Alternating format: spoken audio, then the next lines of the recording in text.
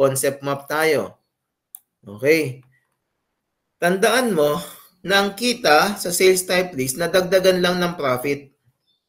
Nadagdagan lang ng profit. Okay.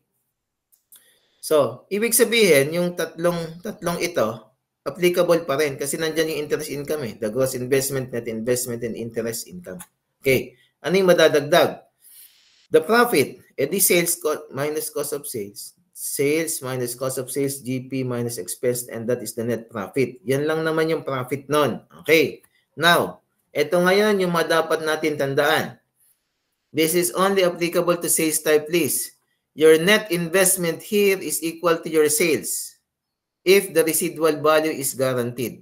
Okay, mamaya natin maipapaliwanag yan. Okay? Net investment is equal to your sales if the residual value is guaranteed. Okay? Next, initial direct cost is treated now as an expense. O listen, this expense is an expense under cost of sales. Malinis na yan. Dati, gray area. Ngayon, malinis na. Initial direct cost is treated as an expense and that is part of your cost of sales. That is 1. 7. Treatment of the residual value. If the residual value is guaranteed, this is the treatment. The present value of the guaranteed residual value is added to sales. Okay? If the residual value is unguaranteed, the present value of the unguaranteed residual value is deducted to your cost of sales. Okay? Ano lang yung nabago? Una, nagkaroon ng profit. Pangalawa, the assumption that the net investment is equal to the sales if the residual value is guaranteed. And the initial direct cost is treated as part of your cost of sales. O, ganun na, diretsuhin ko na. Initial direct cost is treated as part of your cost of sales. Then item 7 here, if the residual value is guaranteed, the present value of the guaranteed residual value is added to sales, while if it is unguaranteed, the present value of the unguaranteed residual value is deducted to cost of sales. Problem. Ito, galing din to sa libro. Okay? So here, the requirements are the following. Uy, naputol. Hanggang EF yan ha. D, EF. Cost of sale and cost of sales and net profit. Meron niyang EF. Okay. Game. Ang hinahanap niya, pareho pa din eh. Gross hanggang total interest income, pareho yan sa direct financing list. Kasi pareho silang kumikita ng interest income. Let's go to the problem.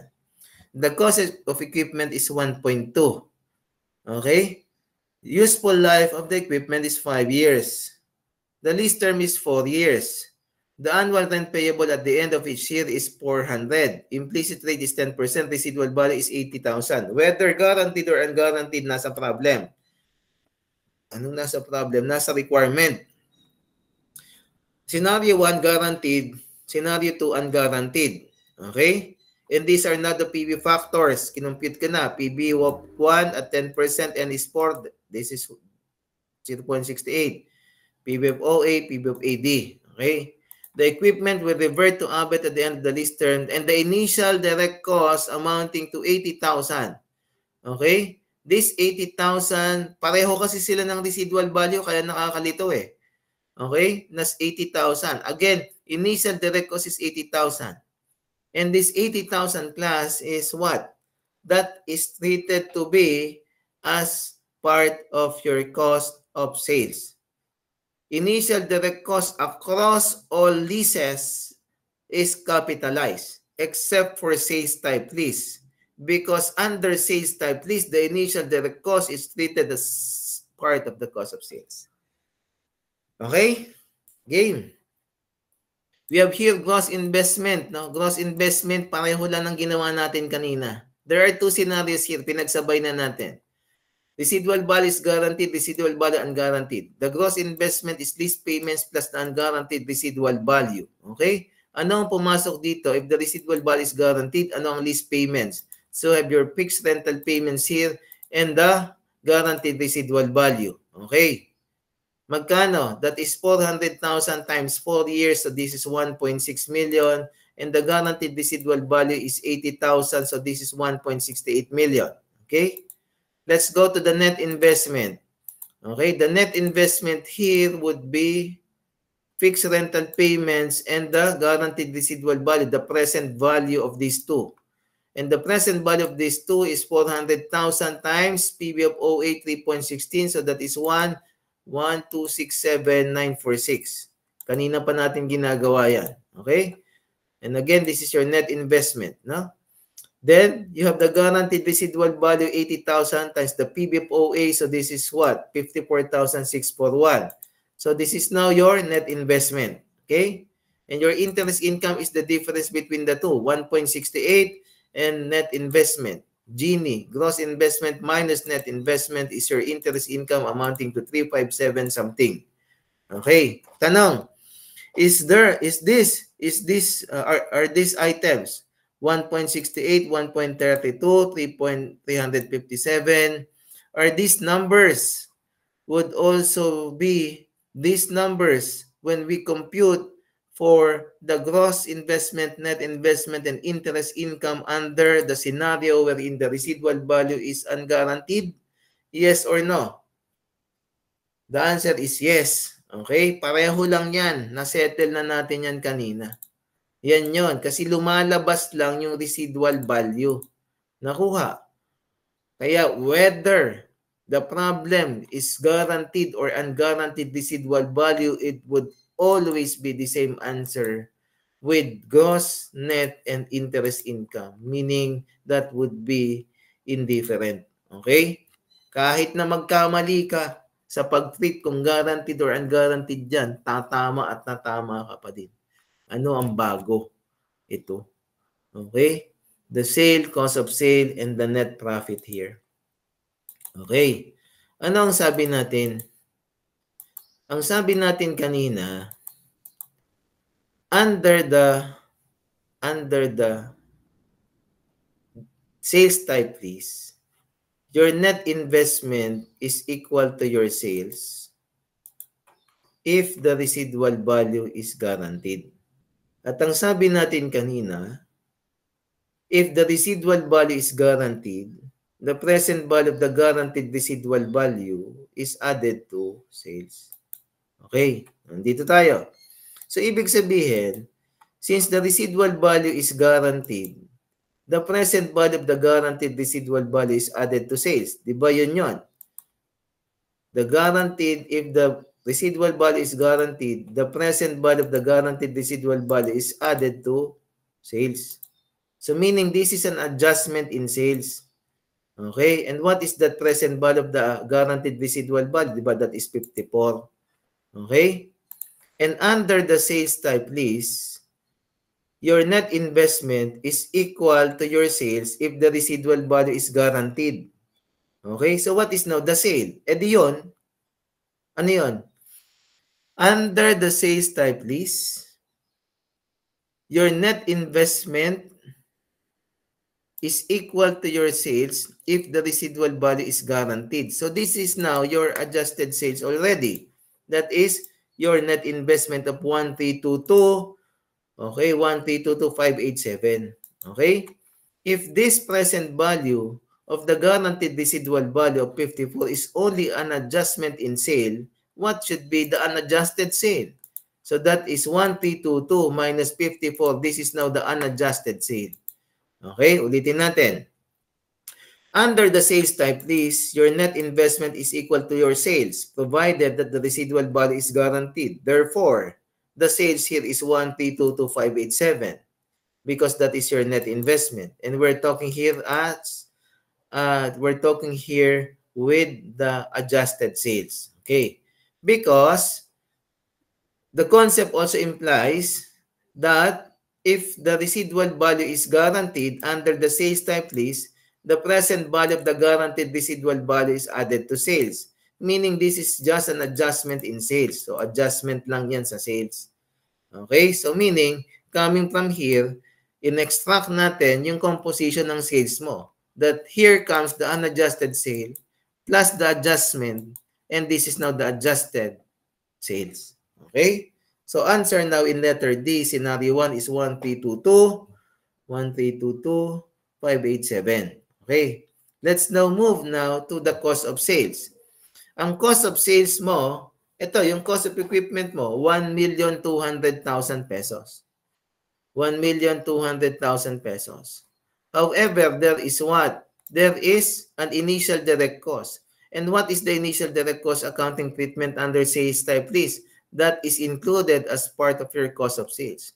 You have a cost of 1.2, the cost of equipment, and you have the initial direct cost of 80,000. What is now the cost of sales in this problem? Chat box, please.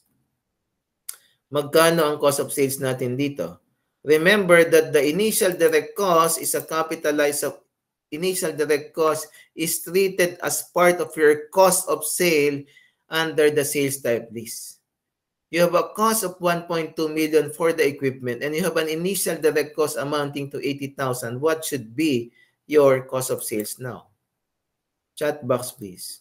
So that is 1,280,000. That is your cost of sales under scenario 1. And your gross profit here is what? That is now your net profit here in item F is 1,322 minus 1,280. So this is 42,587.04. Okay? Let's now go to the second scenario. We would account now for the sale. Okay? Listen. The sale in number 2 would not be the same as item 1. Why? Because under item 1, the scenario is guaranteed, wherein the concept says, under sales type list, net investment is equal to your sales, okay, if the residual value is guaranteed. Okay? Ano pa ang isang concept? Ang isang concept pa, if the residual value is unguaranteed, the present value of the unguaranteed residual value is a reduction to your cost of sales. Okay. So, going back here, ibig sabihin, yung present value na unguaranteed residual value ay adjustment din, but not an adjustment in sale. Okay? That is an adjustment to your cost of sales. So, you have the adjustment here. Okay? Sa sales, wala. Walang adjustment sa sales. Okay? If that is the case, what is now the adjusted sales under the second scenario? You have here 1,267. So, unadjusted, adjustment, adjusted sale. There is no adjustment here because the residual value is unguaranteed. Therefore, your sales here is only how much? 1,267,947. 946. Yan yun.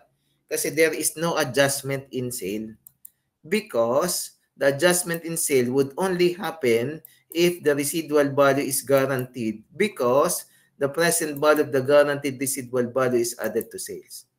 So there is no adjustment. Therefore, the sales here is only 1,267,946. Okay? However, the question also relates to your cost of sales, letter A.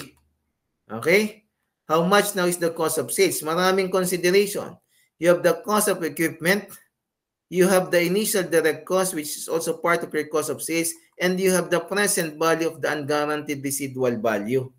And the present value of the unguaranteed residual value is equivalent to how much? 54,641.04. And that should be a reduction to your cost of sales. If that is not the case, you have 1.2 plus the initial direct cost and minus the present value of your unguaranteed residual value as a reduction to your cost of sales. Can you please compute now? What is the cost of sales under the second scenario? So that is 1.2 plus the initial direct cost of 80 minus the present value of the unguaranteed residual value. So you have here your cost of sales amounting to how much? That is 1,225, okay, 359. Let's see. The answer is correct. Okay? So, nasan yun? Nandito yun. 1.2 plus 80 minus 54, that is 122, 358. Okay? Pero class, okay lang yan kung ang tinatanong sa'yo, sales siya, cost of sales, magbabago yan. Pero pag ang tinanong sa'yo, net profit, ano sagot?